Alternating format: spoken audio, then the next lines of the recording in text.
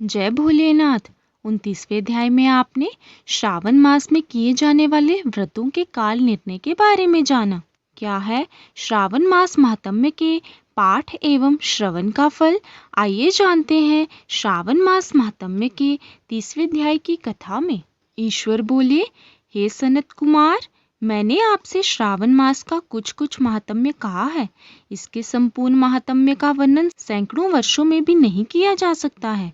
मेरी इस कल्याणी प्रिया सती ने दक्ष के यज्ञ में अपना शरीर दग्ध करके पुनः हिमालय की पुत्री के रूप में जन्म लिया। श्रावण मास में व्रत करने के कारण ये मुझे पुनः प्राप्त हुई, इसलिए श्रावण मुझे प्रियकर है।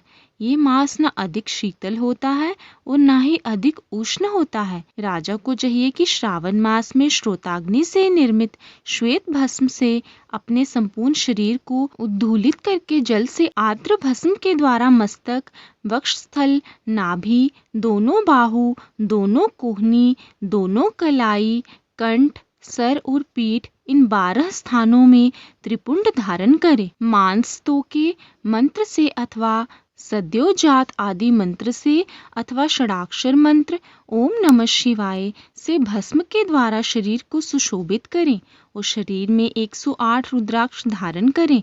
कंठ में 32 रुद्राक्ष, सर पर 22, दोनों कानों में 12, दोनों हाथों में 24, दोनों भुजाओं में 8, ललाट पर 1 और शिखा के अग्रभाग में 1 रुद्राक्ष धारण करे। इस प्रकार से करके मेरा पूजन कर पंचाक्षर मंत्र का जप करे। हे विपेंद्र, श्रावण मास में जो ऐसा करता है वह मेरा ही स्वरूप है, इसमें संदेह नहीं है। इस मास को मेरा अत्यंत प्रिय जानकर केशव की तथा मेरी पूजा करनी चाहिए। इस मास में मेरी अत्यंत प्रिय तिथि कृष्णाष्टमी पड़ती है। उस दिन भगवान श्री हरि देवकी के गर्भ से उत्पन्न हुए थे। हे सनत कुमार, ये मैंने आपको संक्षेप में बताया है। अब आप और क्या सुनना चाहते हैं? सनत कुमार बोले, हे पार्वती पते, आपने श्रावण मास का जो कृत्य कहा उन्हें सुनकर आनंद सागर में निमग्न रहने के कारण और उनका वर्णन विस्तृत होने के कारण व्यवस्थित रूप से स्मृति नहीं बन पाई। अतः हे नाथ, आप क्रम से सबको यथार्थ रूप से बताइए। सावधानी से सुनकर मैं भक्ति पूर्वक उन्हें धारण करूंगा। ईश्वर बोले, हे सनत कुमार, श्रावण मास के शुभ अनुक्रमणिका को आप सावधान होकर सुनिए। सर्वप्रथम शौनक का प्रश्न, तत्पश्चात सूत जी का उत्तर, श्रोता के गुण, आपके प्रश्न, श्रावण की व्युत्पत्ति, उसकी स्तुति, पुनः हे मुने आपका विस्तृत प्रश्न, इसके बाद नाम कथन सहित आपके द्वारा की गई मेरी स्तुति, फिर क्रम से उद्देश्य पूर्वक मेरा उत्तर, पुनः आपका विशेष प्रश्न, उसके बाद नक्त व्रत की विधि, रुद्राभिषेक कथन, इसके बाद लक्ष्य पूजा विधि, दीपदान, फिर किसी प्रिय वस्तु का परित्याग, पुनः रुद्राभिषेक करने तथा पंचामृत ग्रहण करने से प्राप्त होने वाला फल, इसके बाद पृथ्वी पर शयन करने तथा मौन व्रत धारण करने का फल, तत्पश्चात मासोपवास में धारणा पारना की विधि, इसके बाद सोमाख्यान में लक्ष्य रुद्रवर्ती विधि, पुनः कोटिलिंग विधान, इसके बाद अनोदन नामक व्रत कहा गया है।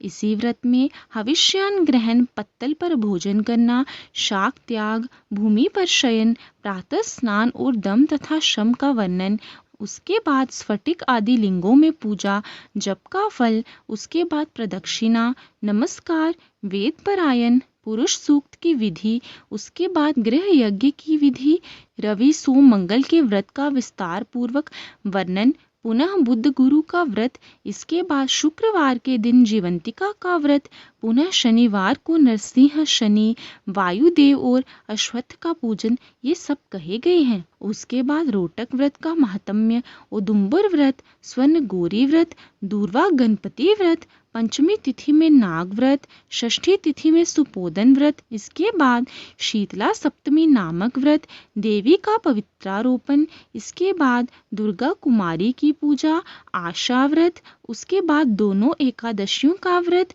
पुनः श्री हरि का पवित्रारोपण, पुनः त्रयोदशी तिथि को कामदेव की पूजा, उसके बाद शिवजी का पवित्र धारण, पुनः उपाकर्म, उत्सर्जन तथा श्रवणाकर्म, इसका वर्णन किया गया है। इसके बाद सर्प बलि, हयग्रीव जन्मोत्सव, सभादीप, रक्षाबंधन, संकट नाशन व्रत, कृष्ण जन्माष्टमी व्रत तथा उसकी कथा, पिठोर नामक व्रत, पोला नामक वृष व्रत, कुश ग्रहण, नदियों का रजोधर्म, सिंह संक्रमण में गो प्रसव होने पर उसकी शांति, कर्क सिंह संक्रमण काल में तथा श्रावण मास में दान स्नान महात्म्य श्रवण, उसके बाद वाचक पूजा, इसके बाद अगस्त्य अर्घ्य विधि, फिर कर्मों तथा व्रतों के काल का निर्णय बताया गया है।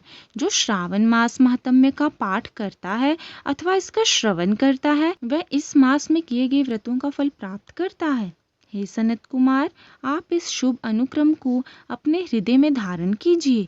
जो इस अध्याय को तथा श्रावण मास के महात्म्य को सुनता है वह उस फल को प्राप्त करता है जो फल सभी व्रतों का होता है। हे विप्रशे, अधिक कहने से क्या लाभ है? श्रावण मास में जो विधान कहा गया है उनमें से किसी एक व्रत का भी करने वाला मुझे प्रिय है। सूत जी बोले, हे शौनक, शिवजी के अमृत में उस उत्तम वचन का अपने कर्णपुट से पान करके सनत कुमार आनंदित हुए और कृत्य हो गए। श्रावण मास की स्तुति करते हुए तथा हृदय में शिवजी का स्मरण करते हुए वे देवऋषि श्रेष्ठ सनत कुमार शंकर जी से आज्ञा लेकर चले गए।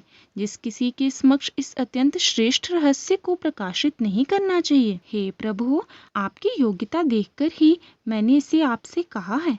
इस प्रकार श्री स्कंद पुराण के अंतर्गत ईश्वर सनत कुमार संवाद में श्रावण मास महात्म्य में अनुक्रमणिका कथन नामक 30वां अध्याय पूर्ण हुआ। इसी के साथ श्रावण मास महात्म्य की कथा संपूर्ण होती है।